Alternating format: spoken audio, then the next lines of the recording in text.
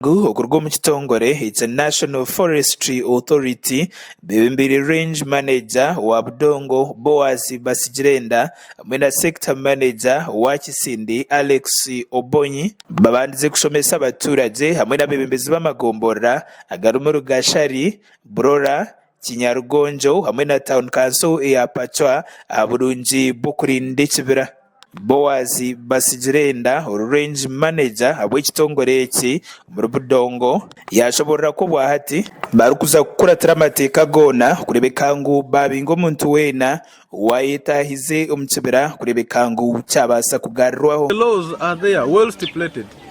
The laws are there. Once the community has understood, it will be easy for us to enforce the laws.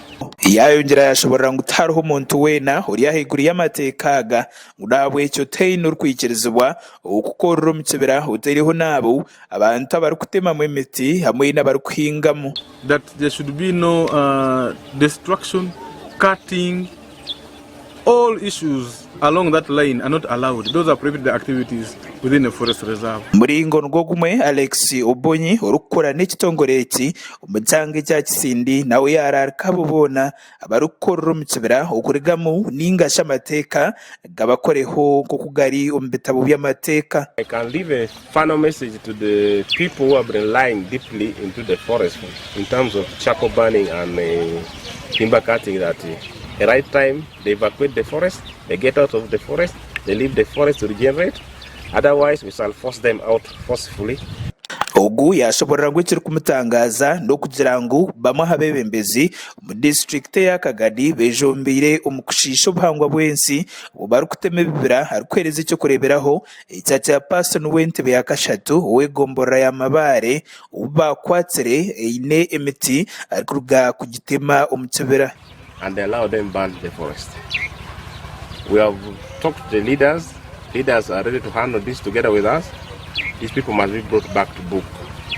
We are going to handle this administratively and legally. Bikiriyaho Emmanuel Kwizera uri speaker wegombora ya Burora hamwe na Festo Musoke uri person w'entebe ya kashatu awegombora ya Gashari yahiga abaturage ukugendera amateka agateirweho ekitongore eki. My message is I appeal to all community leaders, my fellow councillors, mobilize people, sensitize them about this issue of Bugoma forest.